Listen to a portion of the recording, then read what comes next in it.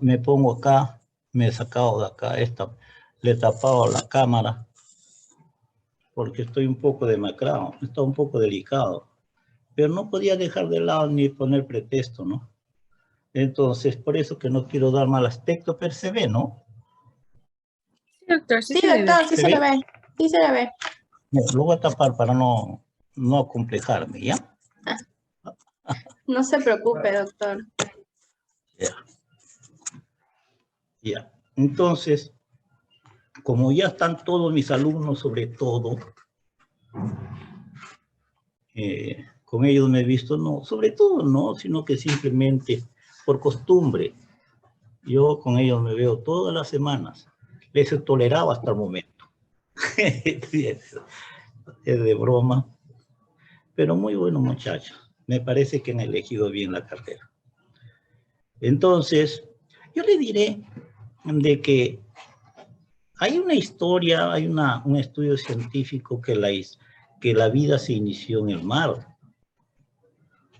Pero pensar que poner una célula humana dentro del agua del océano resulta imposible pensar que ahí inició la vida. Pero después se alargaron, dijeron de que la vida se inició en el mar y de ahí salieron, se transformaron en reptiles. Después así, siguieron la secuencia de cómo nosotros hemos evolucionado.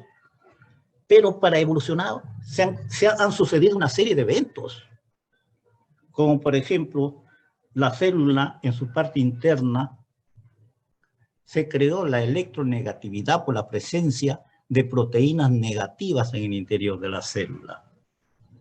Y la positividad juega en la célula. En una palabra, se creó el potencial de membrana. Y todo esto se debe a la bomba sodio y potasio. Como un soplo de vida, tiene que haber un ser divino. Dios dio el soplo de vida y se creó la vida. ¿Escuchan, muchachos? ¿Me escuchan? Sí, doctor, sí se le escucha. Sí, doctor. Ya, entonces, sigamos adelante. Hablemos ahora de balance de potasio. Es un tema muy árido. A cierto punto yo le diré, algo tienen que hacer los bioquímicos. Este tema es más de bioquímica, pero sin embargo es maravilloso. Yo me presto para estas cosas. Porque gracias a los estudios, nosotros nos engrandecemos como profesionales. Entonces, se dice de que el balance de potasio es demasiado extenso.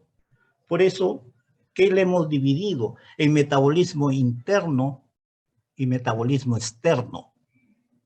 Metabolismo externo lo haremos después. Solamente vamos a hablar de lo que es metabolismo interno. Y lo vamos a tratar de hacer de la manera más breve, que ojalá que les sirva a ustedes como profesionales. Entonces, sigamos adelante.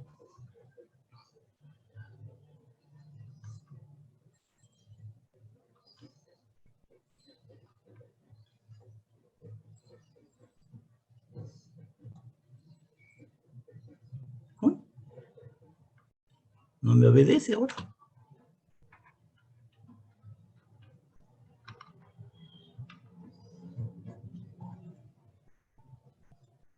Un ratito.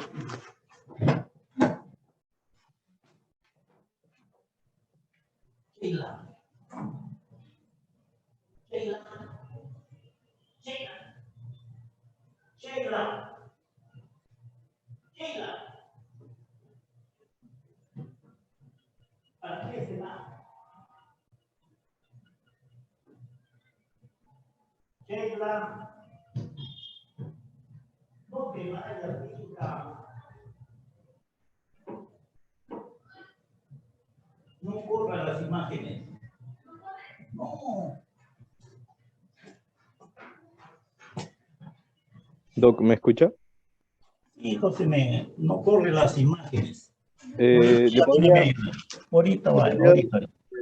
la flecha a la derecha? Tal vez corra la diapositiva. Un ratito, un ratito. Ya, hoy sí ya. Ya. Disculpe, muchachos. Y disculpen a todos los que están mirando. Lo que pasa es que no corría las imágenes y siempre yo llamo a mi brazo derecho, como tú eres, José. Entonces, miren.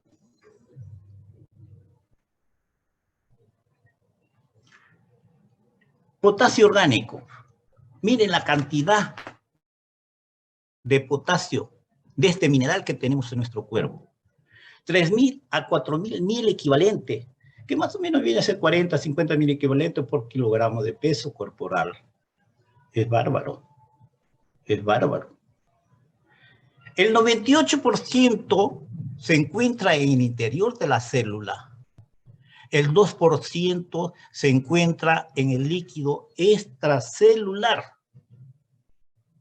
Es decir, vale decir, 3.5 a 5.000 equivalente en el líquido extracelular, en el líquido sérico, que es el valor plasmático normal. La mayor cantidad está dentro de la célula. El potasio, como les dije anteriormente, él es el que ha amortiguado prácticamente la negatividad dentro de la célula y ha generado prácticamente esta diferencia de potencial en ambos lados de la membrana celular. Entonces, por cada mil equivalente de potasio de líquido extracelular, existe 40 en el intracelular. Esta relación se llama balance interno del potasio, diferente al balance externo, que tiene que ver con la ingesta y la excreta del potasio. Cuando hablo de excreta del potasio, no solamente por el intestino, también a través del riñón, que eso lo vamos a ver después. Entonces, repito, por cada 1.000 equivalente de potasio de líquido extracelular, 40 en el intracelular. Esta relación llama balance interno de potasio diferente al balance externo, que tiene que ver con la ingesta y la excreta de potasio. En el metabolismo interno, la distribución del potasio son bastante diferentes, miren, pero la concentración de potasio en el interior de la célula es la misma. Vale decir, cuando estamos entre el líquido extracelular y el intracelular, la distribución del potasio, una gran cantidad se va al hígado, al músculo, a los huesos, etcétera, etcétera. Y en otro lado, se va otras concentraciones de menor valor. Pero vale decir de que si nosotros determinamos la cantidad de potasio que tiene el intracelular, en todas las células es la misma. Miren lo que estoy diciendo. La distribución del potasio en todas las células es lo mismo. Es más concentrado en el intracelular que en el extracelular. Ya le dije en el punto anterior, en la parte superior, que la cantidad de potasio normal es de 3.5 a 5 miliecalentes. Valores muy estrechos. No olviden estos valores, porque alteraciones para arriba o para abajo puede ocasionar lesiones tan serias que lo puede llevar a la muerte al paciente.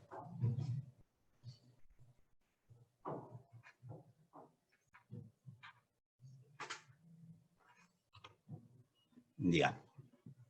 Acá tenemos, miren, no sé qué color lo ven ustedes, vaya unas líneas negras que corresponde a lo que es el balance externo, donde se encuentra lo que entra por la boca y lo que es la excreción. Por lo general, acá estos valores coinciden, por eso son balances. Es decir, acá 60.000 equivalentes por día botamos a través del intestino, a través del riñón y a través de las comidas, 70.000 equivalentes. Pero hay libros que dicen así, marca esta diferencia, pero ustedes consideran que es igual. Pero estamos hablando solamente de balance interno. Miren que esto está acá considerado, está considerando el balance interno con el interior de la célula y el líquido extracelular.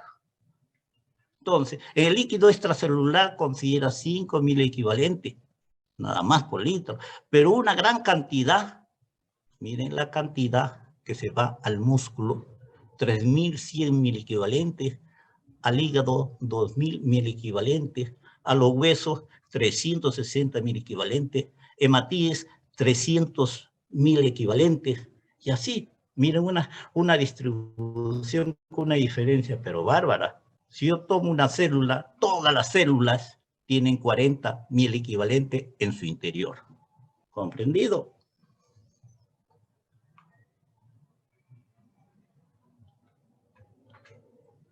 Balance del potasio.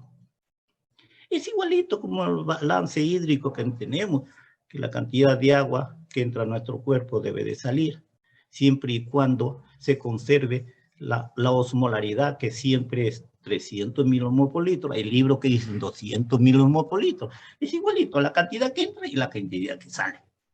Entonces, el balance del potasio, balance externo, es la diferencia, dice, diferencia cero entre la absorción intestinal y la excreción del renal. Eso es lo que le digo. Entonces, balance externo, diferencia cero, que resulta de la absorción gastrointestinal y la excreción renal. Entonces, ingesta dietaria más absorción gastrointestinal menos excreción renal, entonces es un balance cero. Nosotros vamos a estimar si la ingesta fue mayor o la excreta fue mayor, entonces eso remarca la diferencia. Entonces, la excreción renal, por ejemplo, lo consideramos porque contemplamos el filtrado glomerular, la reabsorción, la reabsorción del túbulo proximal, del asa de Henle, y en el túbulo cortical, primariamente es secreción. Y después tenemos el balance interno, que es el tema que nos toca esta vez. Balance interno se mantiene en la distribución asimétrica. En la distribución asimétrica normal de potasio entre intracelular y líquido extracelular. Determina esta situación, esta condición de diferencia de potencial, determina el potencial de membrana, pero mantenida por la bomba sodio, potasio, ATPase. Hay modificadores, lógicamente, para sostener esto.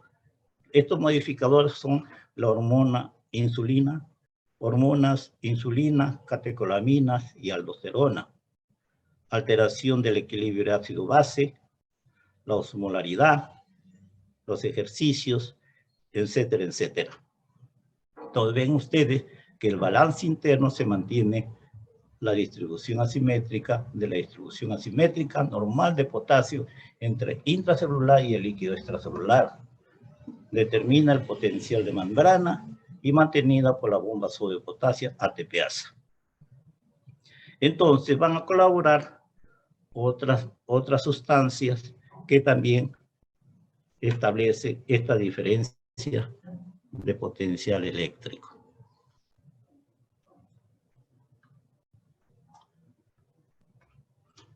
Existe un movimiento así como alborotado de minerales a través de la membrana celular, sobre todo en las células excitables, musculares, neuronales, importante, permanente entre ambos compartimientos, entre el intracelular y el líquido extracelular, regulados por variables fisiológicas.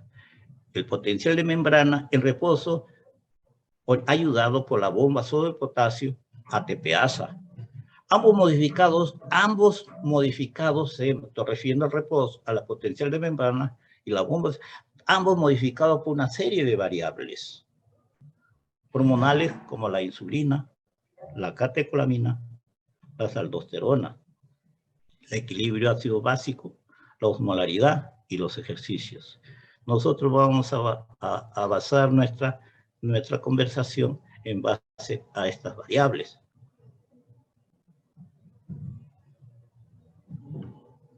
Potencial de membrana en reposo. Las células más excitables son las neuronas y las musculares. Otras no se excitan fácilmente como estas células. La distribución es asimétrica de potasio transmembrana, ya lo vimos anteriormente. Por ejemplo, el potasio determina el origen del potencial de membrana. El aumento de potasio extracelular despolariza la membrana. Cuando el potasio está más cargado en el líquido extracelular, despolariza la membrana. Y la disminución de la concentración de potasio extracelular disminuye la hiperpolarización, lo hiperpolariza. Entonces, mire, es importante esto. Excitabilidad cardíaca, el aumento de potasio ocasiona taquiarritmia. La disminución de potasio, bradiarritmia. Ambos casos son peligrosos, el corazón se puede parar. Excitabilidad neuromuscular, el aumento de potasio ocasiona hiperexcitabilidad inicial y parálisis posterior. La disminución, parálisis muscular. Resistencia periférica. Esto es muy importante, sobre todo para los cardiólogos. El aumento ocasiona vasodilatación y la disminución, vasoconstricción. Ustedes no han visto los sartán más, ahora sale los sartán más potasio. ¿Por qué? Porque el potasio en bajas concentraciones relaja las arterioles y por ende la presión baja. Despolarización. El potencial de membrana se hace menos negativo. Es decir, el valor absoluto del potencial de membrana disminuye, se hace más corto. La hiperpolarización, el potencial de membrana en un punto se vuelve más negativo, ingresa el potasio a la célula.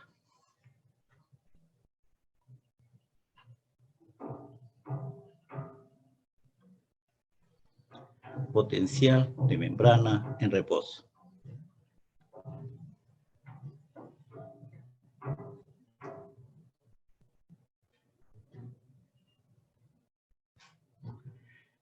Miren acá. Acá he tenido que acortar prácticamente esta señal eléctrica de actividad eléctrica del corazón. Acá ponemos hiperpotasemia. Cuando el potasio está elevado en el extracelular, es hipopotasemia. Acá tenemos el nivel umbral y acá el potencial de reposo. ¿Se acuerdan cuando yo les dije que el potencial de reposo no se transforma fácilmente en potencial de acción? Sí, tiene que haber un umbral de excitabilidad. El umbral de excitabilidad se refiere a esto. Entonces, a partir de acá, sí da lugar a la formación de un potencial de acción. Entonces, cuando este juego de este mineral de potasio ocurre en el cuerpo, prácticamente este potencial de reposo se une, se acerca al umbral de excitabilidad. Entonces, eso determina la excitabilidad de la célula. Si se vuelve hiperexcitable, lógicamente, bajos estímulos generan potenciales de acción. Entonces, ¿qué dice acá?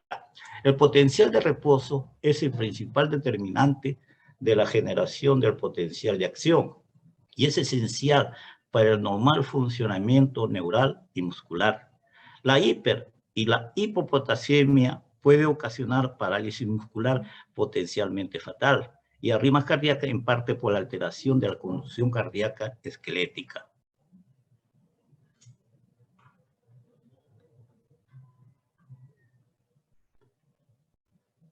Acá tenemos un trazado más claro. Miren, acá está el potencial de membrana, el potencial en esta línea de las ordenadas, en este eje de las Y acá en esta línea de las abscisas, que es la línea de las X. Entonces el potencial de membrana es menos 70 milivoltios. Acá tenemos el umbral de excitabilidad y así por el estilo. Entonces cuando el potasio sale, esto se despolariza. Si sale del intracelular, va al extracelular, lógicamente que el potasio aumenta extracelularmente. Entonces, ¿por qué le digo esto? Voy a retroceder un poquito.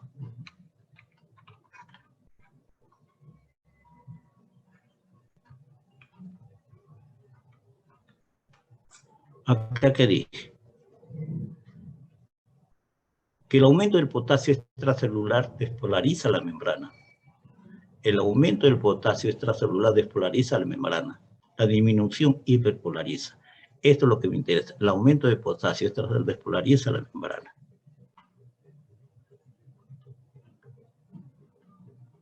Acá está. Lo que estaba diciendo, que cuando el potasio sale de la célula, aumenta el potasio extracelular, entonces va a Nangan. Pero ocurre otros fenómenos también, por supuesto, ¿no? Porque cuando llega la orden, cuando llega la transmisión, lo que quieren transmitir, prácticamente los canales de sodio se abren. Entonces, entra el sodio, pero también el potasio sale.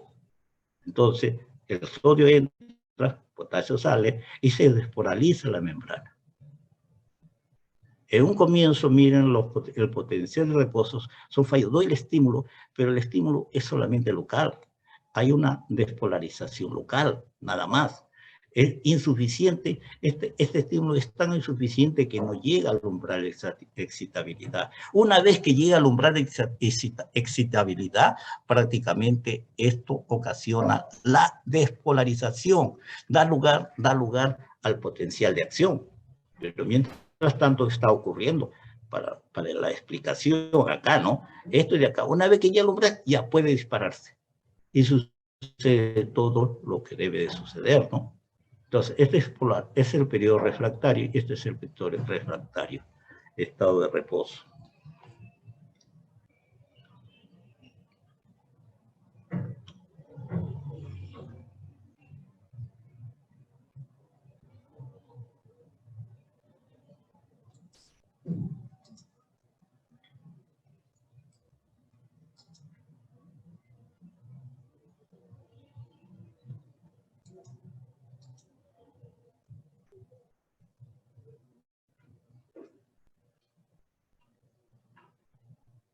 José.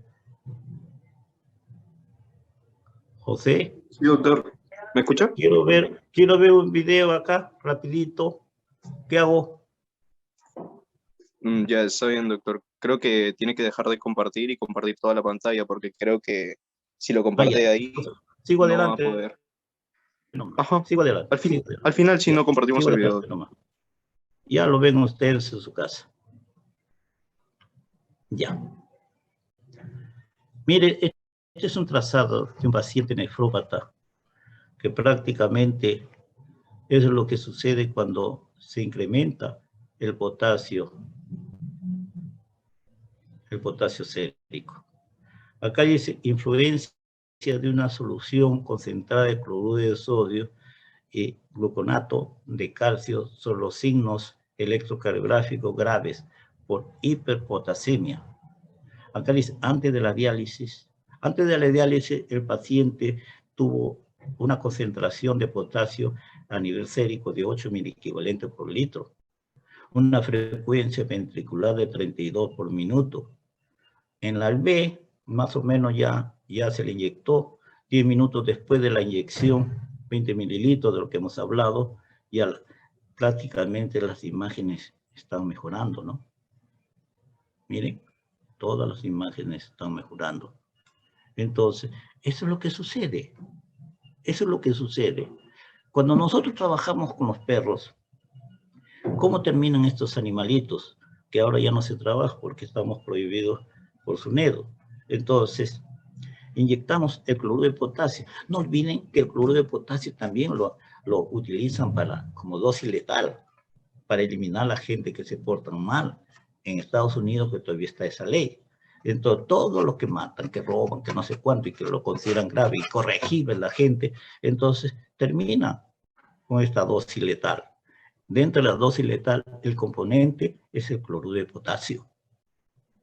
También va succinilcolina, denbutal, y otra sustancia que últimamente están utilizando, cianuro también utiliza.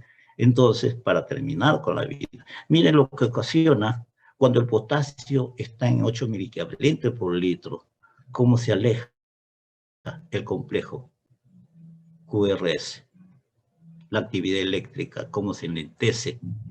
Y si aumentamos la dosis, se muere, pues, el sujeto.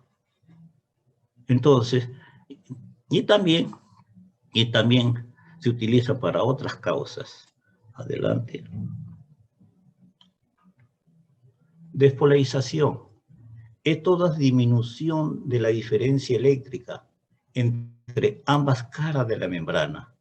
Es producido por el ingreso de sodio, la repolarización, recuperación rápida del potencial de reposo generado por la salida de potasio, e incluso la hiperpolarización ocurre.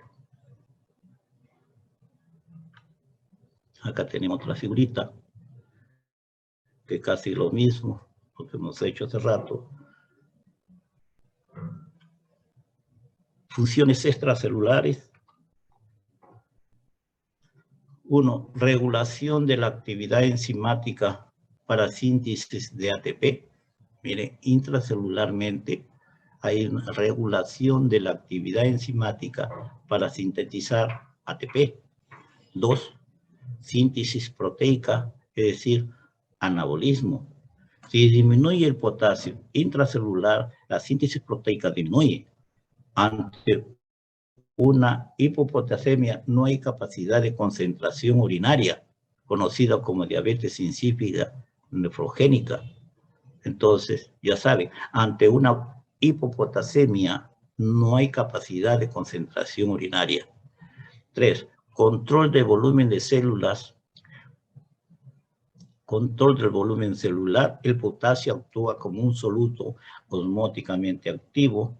Al aumentar el potasio se da un aumento del volumen celular y viceversa. Regulación del pH intracelular. Al aumentar el pH plasmático genera alcalosis intracelular y acidosis extracelular. Y viceversa cuando disminuye el potasio.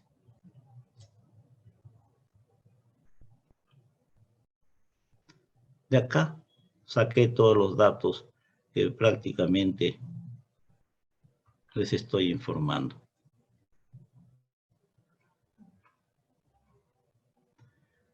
Potencial de membrana nuevamente. A ver que de repente acá hay mayor información. Del potasio sérico despolariza la membrana y la disminución del potasio hiperpolariza. Cualquier alteración de los valores subumbrales va a volver la célula más excitable. Si el nivel de potencial de reposo tiende a juntarse con el nivel umbral de la célula, se vuelve más excitable, como sucede en la hiperpotasemia sérica. Miren, cuando este nivel, esta línea, se acerca al potencial reposo, en la hiperpotasemia la célula se vuelve más excitable. Eso es lo que dice acá. Entonces, el aumento del potasio sérico despolariza la membrana y la disminución del potasio lo hiperpolariza. Cuando la alteración de los valores subumbrales va a volver la célula, dice, cuando hay alteración, cuando ocurre una alteración de los valores subumbrales, va a volver a la célula muy excitable. Si el nivel de potencial de reposo tiende a juntarse con el nivel umbral de la célula, se vuelve muy excitable, como sucede con la hiperpotasemia sérica. Se necesita un menor estímulo eléctrico para alcanzar un potencial de acción, para corresponder a un menor estímulo eléctrico, se dice que es hiperexcitable. El potencial de membrana se vuelve menos negativa y más positiva. Es decir, que el valor absoluto del potencial de membrana se hace más corto. Esta línea se une más al potencial de reposo. Entonces, la célula se vuelve más excitable. Se necesita menos estímulo eléctrico para generar prácticamente un potencial de acción. Al contrario, en hipopotasemia es más amplio entre el nivel del potencial de membrana y el nivel umbral. Para lograr un potencial, para lograr una potencia de acción se requiere un mayor estímulo eléctrico para alcanzar un potencial de acción. Ya lo hemos visto esto ya. ¿Por qué es importante conocer la fisiología del potasio? Existen dos razones. Uno es médico y otro es social. Médico, permite manejar la hipertensión arterial, ya les dije, porque conocemos de que el potasio relaja la musculatura lisa que mueve las arteriolas. Dice, permite manejar la hipertensión arterial por su efecto natriurético, por el bloqueo directo de la reabsorción de sodio, por lo tanto se pierde agua. El potencial de membrana de reposo es determinado por el potasio, porque sus canales están permanentemente abiertos, por eso el potencial de equilibrio del potasio casi es igual, menos 60 milivoltios. Nos conviene que la simetría del potasio entre el líquido extracelular y el intracelular se mantenga estable, porque ligeras variaciones, hiperpotasemia o hipopotasemia, pueden ser fatales. Entonces, también es muy importante lo que yo les dije, lo que les dije hace rato, porque relaja prácticamente, hay relajación muscular de las arteriolas. Entonces, y el problema social, que en ellos no les llega el médico. Ellos, así sin saber, por desconocimiento, tiene un tipo de alimentación que no conocen lo que es la hipertensión. A pesar de ese conocimiento, ellos se manejan así. En su población no existe hipertensión arterial. Ya en la próxima clase se lo voy a explicar. En las poblaciones socioeconómicas bajas permite manejar el potasio usando alimentos ricos en potasio. Entonces, y dejan el sodio. Acá las poblaciones acá que existen en América, hasta por Estados Unidos, hasta América del Norte, América del Sur, entonces la gente come mucho sodio. Entonces vienen los problemas de hipertensión. En cambio, en las personas que viven en la selva, ellos comen alimentos ricos en potasio, pero pobres en sodio. Entonces, ellos desconocen lo que es hipertensión. ¿Por qué es importante estudiar la fisiología del potasio desde el punto de vista médico? A ver qué dice acá. Porque disminuye la presión sanguínea, porque disminuye el riesgo de stroke, los accidentes cerebrovasculares, disminuye la presión sanguínea, disminuye los accidentes cerebrovasculares, disminuye el desarrollo del daño tubular, glomerular y vascular renal, disminuye la excreción urinaria de calcio y la formación de litiasis urinaria, disminuye la desmineralización ósea y por ende la osteoporosis. ¿Por qué el potasio disminuye la presión? Sabemos que la hipertensión arterial es la primera causa de muerte en el mundo y su utilidad de conocerlo en las poblaciones marginadas resulta importante manejar los alimentos que consumen. Por eso.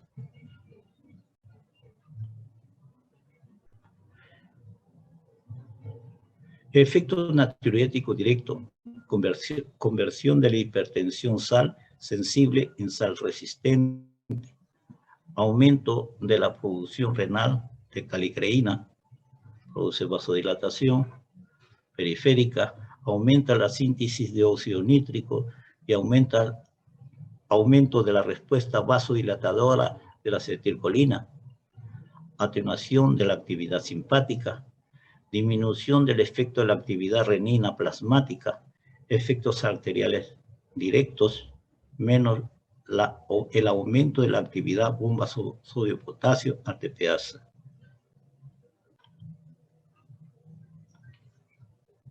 Regulación de las funciones celulares.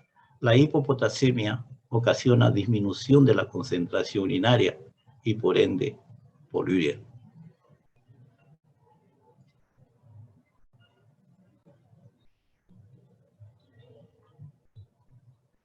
Acá, veamos, acá hay cositas muy importantes. Eso sí, lo van a grabar. Factores que pueden alterar la distribución de potasio entre el líquido intracelular y el extracelular. Factores que introducen potasio en la célula. Reducción de potasio extracelular. Factores que sacan potasio de la célula. Aumento del potasio extracelular.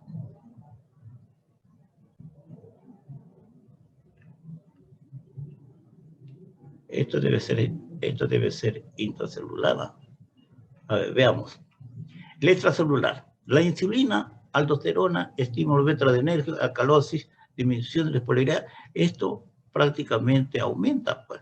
Factores que introducen potasio intracelular. La insulina favorece la entrada de potasio. La aldosterona también. El estímulo beta-adrenérgico también. La alcalosis también. Y la disminución de la osmolaridad también. Factores que sacan potasio de las células. Entonces, aumenta el potasio extracelular. Esto favorece la entrada de potasio. Esto favorece la entrada y esto saca el potasio de la célula. Por ejemplo, en la deficiencia de insulina, en la diabetes mellitus, entonces permite la salida del potasio fuera de la célula. La deficiencia de aldosterona, enfermedad de Addison.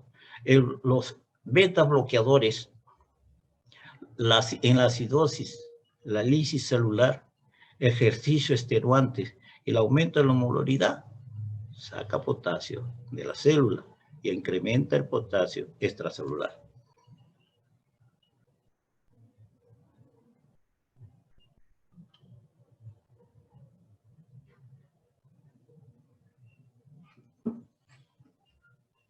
Distribución del potasio intra y extracelular. La regulación de la distribución interna del potasio debe ser extremadamente eficiente. Miren, la regulación de la distribución interna del potasio debe ser extremadamente deficiente. Movimientos tan solo de 1.5 a 2% de potasio intracelular al compartimiento extracelular puede ocasionar un incremento de la calemia potencialmente fatal. Incremento de 8 ml equivalente por litro o más. Como vimos el caso anterior de un paciente nefrópata en hemodiálisis, ¿no? Pacientes se pueden morir en cualquier momento, ¿no? Si no son asistidas por el especialista. Bomba sodio potasio. Vamos a ver qué cosa hace la bomba sodio potasio. La actividad de la bomba sodio-potasio ATPasa es regulada por varios factores, incluyendo la hormona tiroidea, catecolaminas, insulina y el balance y el estado del balance de potasio. La inhibición de la bomba puede ser aguda o crónica. La inhibición condigital, es decir, que si nosotros queremos reforzar la fuerza de contracción del corazón, entonces usamos los digitálicos. Entonces, es decir, la inhibición condigital ocasiona un incremento agudo de la concentración extracelular. Miren lo que estoy diciendo. La inhibición de la bomba sodio-potasio puede ser aguda o crónica. La inhibición condigital ocasiona un incremento agudo. Estoy hablando de la aguda. Agudo de la concentración extracelular de potasio, debido a la incapacidad del potasio de ingresar a la célula, porque interiormente la célula tiene mayor potasio que el extracelular. Y como no hay bomba solo de potasio, ¿quién lo va a meter? Si el único que lo puede meter al interior de la célula es la bomba ácido potasio, y como está inhibido, está bloqueado, entonces el potasio se queda en el extracelular. La inhibición crónica, como la que acontece en la insuficiencia cardíaca congestiva, insuficiencia renal crónica, la entrada de sodio y la salida de potasio a favor de su gradiente químico pasivo, lo que ocasiona reducción del potasio corporal total. Entonces, repito, la inhibición crónica, como la que sucede en estas enfermedades crónicas como la insuficiencia cardíaca congestiva, la insuficiencia renal crónica, la entrada de sodio y la salida de potasio a favor de sus gradientes químicos pasivos, lo que ocasiona reducción del potasio corporal total. Altas concentraciones celulares de sodio. Ya, baja concentración celular de potasio, sin cambios de la concentración plasmática de potasio. El exceso es excretada en orina.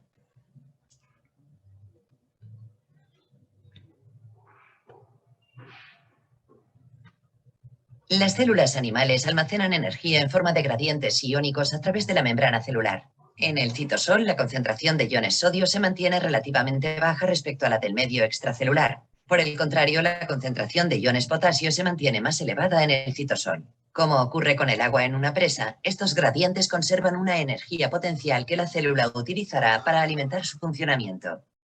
Las células animales utilizan una bomba de membrana llamada bomba de sodio-potasio para mantener el gradiente de iones. Para empezar el ciclo de bombeo, los iones sodio entran en los lugares de unión de la cara citosólica de la bomba. Aunque en esta bomba hay 3 sitios de unión al sodio, para simplificar solo hemos ilustrado uno. Bombear sodio en contra del gradiente de concentración requiere energía que se obtiene de la rotura de ATP. El ATP transfiere un grupo fosfato a la bomba con un enlace rico en energía. La fosforilación provoca un cambio importante en la conformación de la bomba, de manera que los iones de sodio quedan expuestos en la parte exterior de la célula y son liberados. Esta acción también deja expuestos los sitios de unión de iones potasio. Aunque en la bomba existen 2 sitios de unión al potasio, para simplificar solo hemos ilustrado uno. La unión de iones potasio provoca la liberación del grupo fosfato y el retorno de la bomba a su conformación inicial. Entonces el potasio se libera dentro de la célula y el ciclo se repite. Un ciclo completo dura unos 10 milisegundos.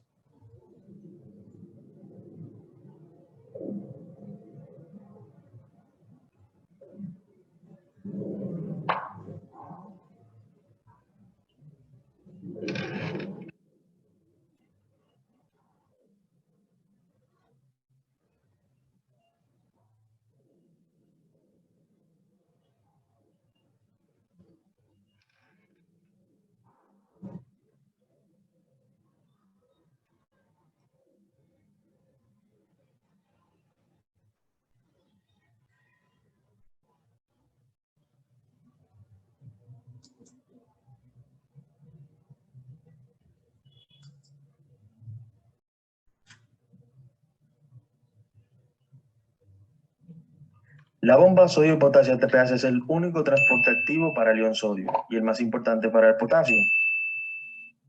Su función es sacar sodio desde el interior de la célula e introducir potasio a la misma con un coste energético. Pero, ¿te has preguntado cómo lo hace?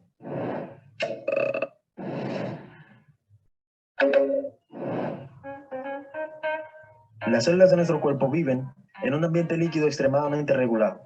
Las concentraciones de solutos dentro del líquido intracelular es radicalmente diferente a la del líquido extracelular, y de esta diferencia de concentraciones depende la vida y las funciones de las células. A estas diferencias de concentraciones les llamamos gradientes. Esos gradientes, que son energía potencial electroquímica, constituyen una fuerza de empuje desde donde hay mayor concentración hacia donde hay menor concentración de solutos. Generar estos gradientes implica que la célula tiene que transportar los solutos en dirección opuesta a la que ellos se dirigen por su concentración. Para lograr esto, las células utilizan un proceso llamado transporte activo, el cual requiere del uso de ATP, la principal moneda de cambio energético del cuerpo. Este proceso lo podemos comparar con el de una grúa levantando un auto. En ambos escenarios hay un gradiente. En el caso del auto, el gradiente es la gravedad que empuja el auto hacia la tierra. En el caso de los iones, el gradiente es electroquímico y los empuja hacia el lugar de menor concentración o de una carga distinta. En el caso del sodio, hacia el interior de la célula, por ejemplo. La grúa debe gastar energía aplicando una fuerza igual al peso del auto para moverlo en contra del gradiente, generando una energía potencial gravitatoria. La célula, por su parte, debe gastar energía para mover los iones en contra de su gradiente de concentración, generando energía potencial electroquímica. Si se abren los canales de la célula, los iones entran de golpe, liberando toda la energía potencial hasta que se alcance un equilibrio de concentración. Lo mismo pasa con la grúa si suelta el auto. La energía potencial se libera hasta que el auto choca con el suelo. La proteína más importante encargada de generar esta energía potencial es la sodio-potasio ATPasa, la cual es la bomba prototipo del transporte activo primario. Ella pertenece a la superfamilia de las proteínas ABC, del inglés ATP Binding Cassettes, y específicamente es una ATPasa tipo P. Esta bomba es ubicua. Eso quiere decir que se encuentra en todas las células del cuerpo. Consta de una subunidad catalítica y una subunidad para su ensamblaje a la membrana celular. Ella puede estar en dos estados, E1 y E2. Estos estados a su vez pueden estar fosforilados o no. Esta proteína logra su función gracias a un ciclo de 8 etapas ordenado entre estos dos estados. Aquí tenemos un modelo esquemático de esta proteína. Bien, en la etapa 1, la bomba está en estado E1. Tiene un ATP unido a su bolsillo de unión al ATP y está vacía y expuesta al espacio intracelular. En la etapa 2, se unen 3 iones de sodio a la bomba. En la etapa 3, la unión de los iones de sodio activa la hidrólisis del ATP, lo que libera energía en forma de calor y deja la subunidad alfa fosforilada. Esta fosforilación vuelve a la proteína inestable y se cierra. En la etapa 4, recupera su estabilidad espontáneamente, abriéndose hacia el exterior de la célula. Ya abierta entonces, los iones de sodio salen y la bomba aumenta su afinidad hacia los iones de potasio. En la etapa 6, entonces, 2 iones de potasio se unen a la bomba. Cuando el potasio se une a la bomba, ella pierde su estabilidad otra vez, lo que provoca que se cierre y pierde el fosfato que tenía. En la última etapa, una nueva molécula de ATP se une al bolsillo de unión de ATP, provocando que la bomba se abra hacia el interior de las células, liberando el potasio y aumentando su afinidad por el sodio. Y el ciclo comienza otra vez. Ahora, un grupo de fármacos denominados glucósidos cardíacos, como por ejemplo la dioxina y la guabaína, entre muchos otros, actúan específicamente en la etapa 6 de la bomba, provocando que ésta se cierre cuando no tiene ningún ion dentro, lo que la deja inservible y estancada en esa etapa. En este caso, la célula sigue viviendo porque solo una pequeña parte de las bombas son inhibidas. Todas las demás siguen funcionando normalmente. Algunas literaturas hablan de que el potasio desplaza a los glucósidos cardíacos de su sitio, pero esto verdaderamente no es así. Te explico. Sucede que cuando hay mucho potasio en el medio, hay más probabilidades de que por cinética el potasio se una a la bomba primero que los digitálicos, provocando que ésta se cierre y por lo tanto evitando que los digitálicos se puedan unir a la bomba. Por eso, las sales de potasio se usan como antídoto para la intoxicación con digitálicos, aunque existen otros antídotos mucho más específicos. Los veremos en próximos videos. Suscríbete, da like si te gustó y recuerda que subimos videos todas las semanas. A ver, después de ver estos videos, por lo menos salió, ¿no? ¿Qué hacemos? ¿Qué dice? ¿Qué hace la bomba sodio-potasio? Recordando lo que han dicho anteriormente. O sea, ustedes saben, acá tenemos, se imaginan ustedes que acá está el líquido extracelular y acá, esta es una célula que considero que es el líquido intracelular de la membrana. Acá el tamaño del sodio fuera de la célula es mayor que el tamaño del sodio intracelular. Es decir, que acá el sodio es más extracelular que intracelular.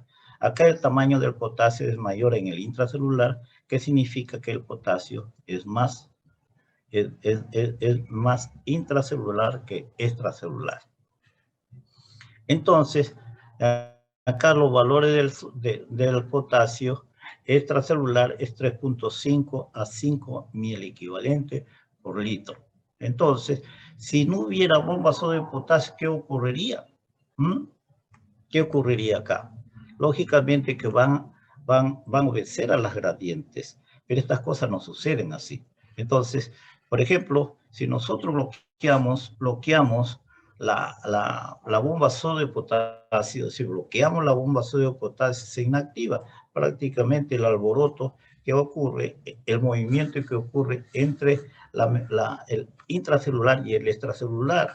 No hay movimiento. Entonces, el potasio extracelular se incrementa. ¿Por qué? Porque no hay fuerza que meta el potasio al interior de la célula, que prácticamente está bloqueado, está más concentrado en el interior de la célula. Y esto es lo que ocasiona los digitálicos. Entonces, en forma aguda. Y en forma crónica, entonces ocurre lo contrario.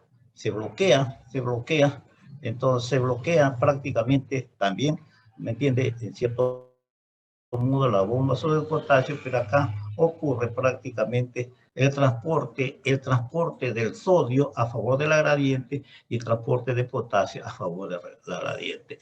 Entonces, es regulada por la hormona tiroidea, catecolamina, insulina y el estado del balance del potasio. Esa es la bomba sobre el potasio.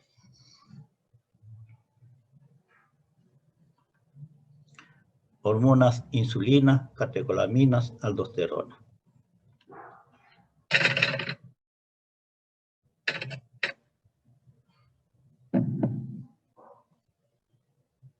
Hola a todos y bienvenidos a Quiero ser médico. En el vídeo de hoy te voy a hablar de cómo se controla el sodio en nuestro organismo y el volumen del líquido extracelular.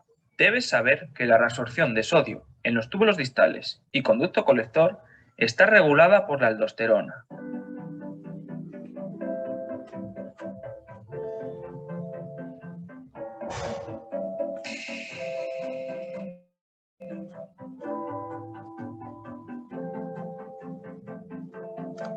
Esta hormona es sintetizada en la corteza suprarrenal y se secreta a la sangre, donde viaja unida a proteínas. El objetivo son las células P, entre ellas por difusión simple. Se generan así dos respuestas, una rápida y una lenta. En la rápida, los canales apicales de sodio y potasio se mantienen abiertos por más tiempo. Por tanto, aumenta la actividad de la bomba sodio-potasio ATPasa.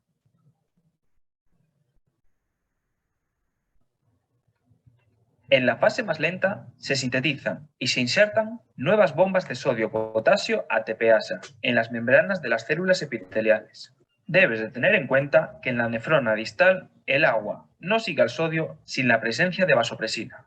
¿Y cuáles son los mecanismos que estimulan la secreción de aldosterona? Pues el primero es el aumento de la concentración extracelular de iones de potasio y el segundo es la disminución de la presión arterial. Una disminución de la tensión arterial provoca la liberación de angiotensina 2. Todo comienza cuando las células granulares justaglomerulares secretan renina. La renina provoca que el angiotensinógeno se convierta en angiotensina 1. Esta última, gracias a la enzima convertidora de angiotensina, se convierte en angiotensina 2. La angiotensina 2 tiene muchas funciones en nuestro organismo. Para empezar, aumenta la secreción de vasopresina para conservar la volemia. También estimula la sed. Tiene un efecto vasoconstrictor muy potente. Favorece la activación de los receptores de angiotensina 2 en el centro de control cardiovascular. Esto provoca un aumento en el volumen minuto y vasoconstricción. Y por último, aumenta la reabsorción de sodio en el túbulo proximal, lo que provoca mayor reabsorción de agua. Conocer este proceso fisiológico ha sido eficaz para tratar la hipertensión. Los inhibidores de la enzima convertidora de angiotensina bloquean la conversión de angiotensina 1 a angiotensina 2. Tienen como efecto secundario el aumento de bradicinina, que produce tos. También disponemos de bloqueantes de los receptores de angiotensina, que inhiben el efecto de la angiotensina 2 al unirse a los receptores AT1. Y también contamos con inhibidores directos de la renina. También hay que hablar de dos péptidos natriuréticos, el atrial y el cerebral.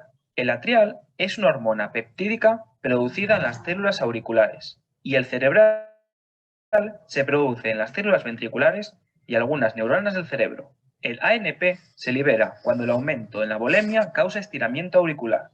Sus efectos son eficaces en la hipervolemia, ya que causan excreción de sodio y agua para disminuirla. A nivel renal aumentan la tasa de filtrado glomerular mediante la dilatación de arteriolas aferentes. También disminuye la reabsorción de sodio en el conducto colector. Indirectamente aumenta la secreción de sodio y agua al suprimir la liberación de renina, aldosterona y vasopresina. El péptido natriurético cerebral Es importante en urgencias, ya que se utiliza para distinguir la disnea causada por insuficiencia cardíaca de aquella causada por otros cuadros. El motivo es que se produce con la dilatación ventricular, algo común en la insuficiencia cardíaca. Con esto finaliza el vídeo de hoy. Ya saben ustedes de que las suprarrenales están en el polo superior del riñón. Entonces, tan cerca al túbulo distal. Todo es iniciado por la disminución de la presión arterial y lógicamente que hay que retener sodio. Una serie de mecanismos que le acaban de explicar y acá les voy a hacer recordar. A ver. La reabsorción de sodio a nivel del túbulo contorneado proximal, túbulo contorneado raza de Henle, en el túbulo distal.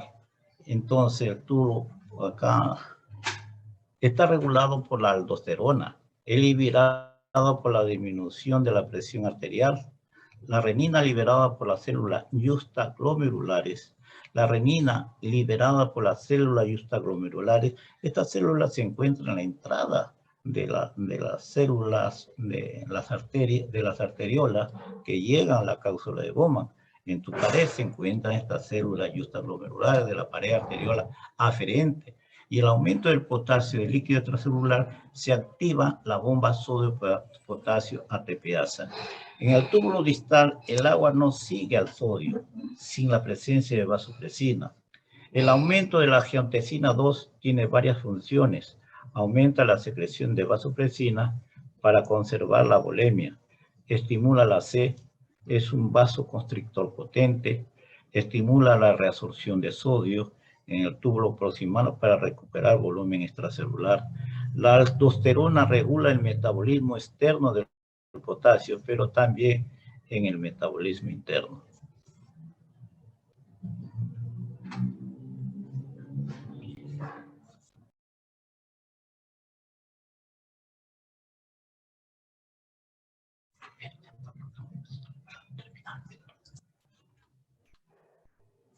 No falta esto. Dice, la aldosterona regula la reabsorción. La aldosterona regula la reabsorción del túbulo de sodio.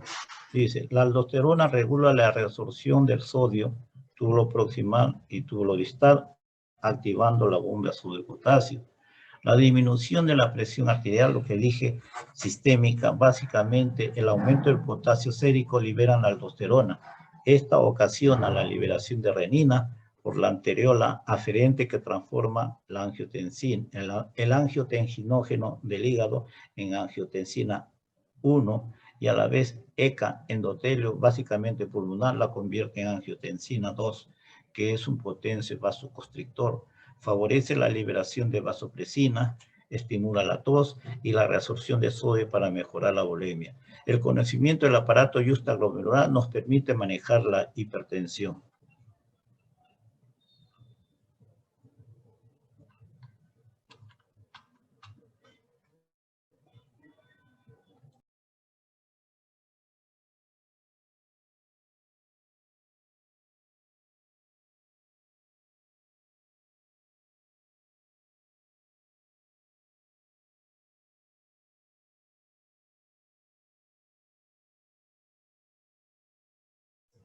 Catecolaminas.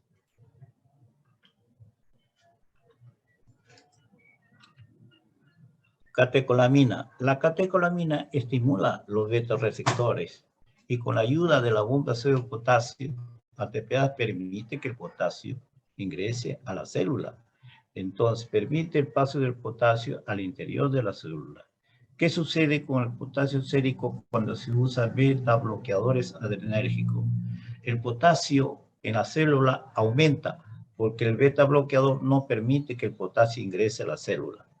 Entonces, repito, catecolamina. Las catecolaminas estimulan los beta-receptores y con la ayuda de la bomba sodio-potasio ATPasa permite el paso del potasio al interior de la célula. ¿Qué sucede con el potasio sérico cuando se usa beta-bloqueadores adrenérgicos? El potasio en el líquido extracelular aumenta porque el beta bloqueador no permite que el potasio ingrese a la célula. Insulina. La insulina promueve el ingreso del potasio a las células musculares y hepáticas a través de la estimulación bomba sodio potasio. El efecto independiente del transporte de glucosa es esa parte, es independiente.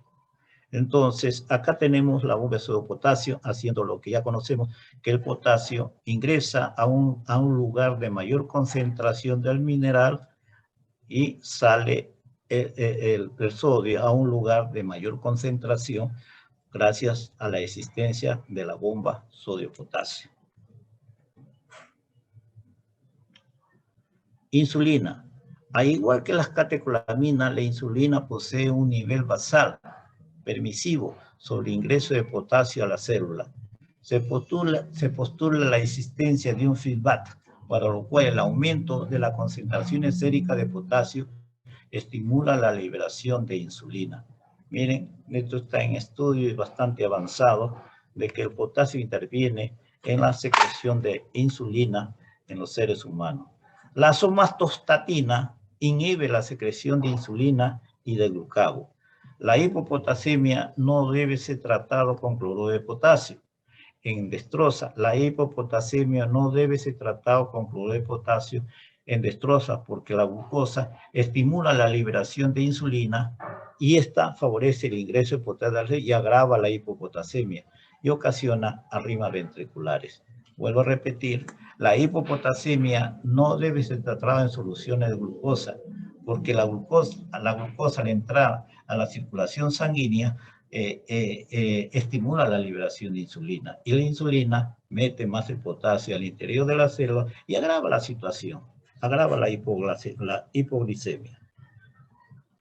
Miren acá un cuadrito.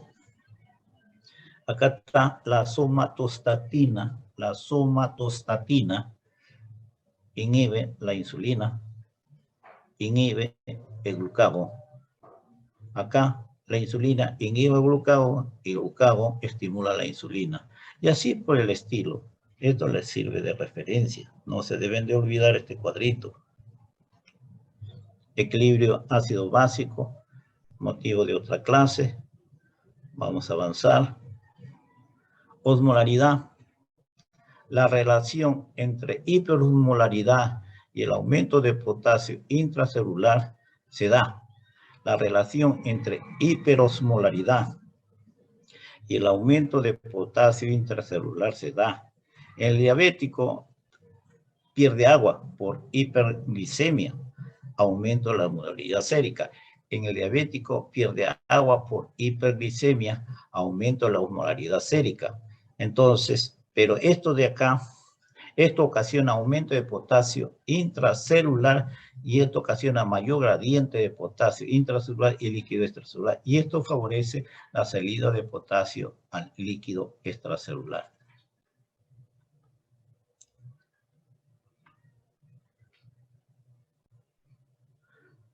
Acá tenemos un cuadrito, efecto de la infusión de glucosa sobre la concentración de potasio sérico en sujetos normales y diabéticos. En sujetos normales disminuyó por liberación de insulina y en los pacientes diabéticos aumentó secundaria a la hiperosmolaridad. Acá la raya amarilla dice es de diabéticos y la otra no diabéticos. La pérdida de agua a consecuencia de la hiperosmolaridad incrementa la concentración intracelular del ion, lo cual aumenta su diferencia de concentración y promueve su ingreso. La fuerza entre el soluto y el solvente arrastran el potasio a través de los canales acuosos en la misma dirección del solvente, fenómeno conocido como arrastre por solvente.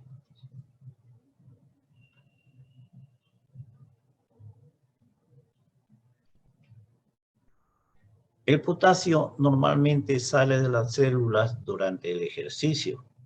El potasio normalmente sale de las células durante el ejercicio.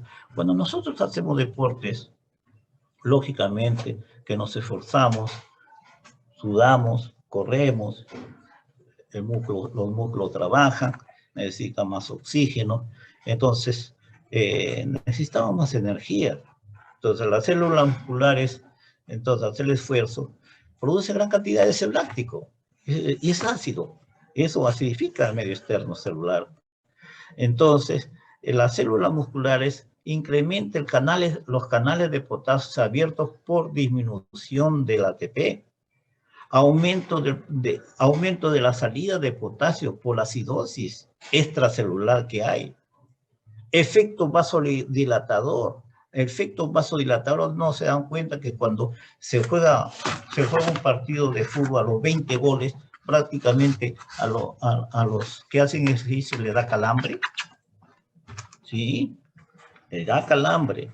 Y prácticamente es por el esfuerzo que hace el organismo, sobre todo en los que viven del deporte.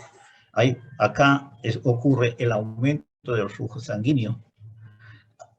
Hay un incremento de abastecimiento energético muscular. Entonces, acá puede venir en diferentes niveles, depende del ejercicio, si es leve, moderado o un ejercicio intenso, ¿no?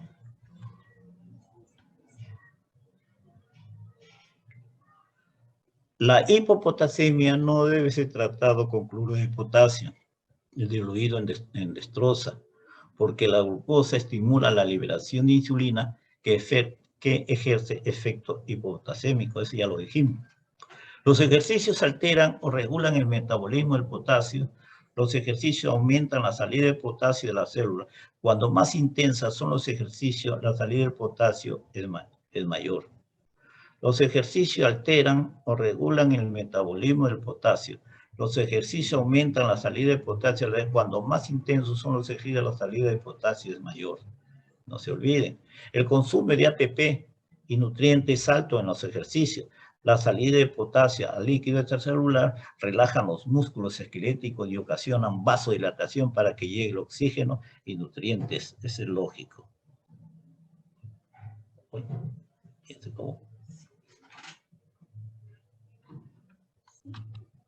Bueno, pues muchachos, ya se terminó la clase. ¿Me escuchaste, José? Sí, doctor, todo claro. Ya, hijito, entonces voy a tener que entrar con el otro grupo, ¿no? Ajá, sí, doctor, a las 6 creo que le toca al otro grupo. Sí. Entonces, ya muchachos, hasta acá nomás. Ya sabes cómo tomo mis exámenes, así que tranquilos nomás. Es bien árido este tema. Entonces, espero de que les vaya bien. Me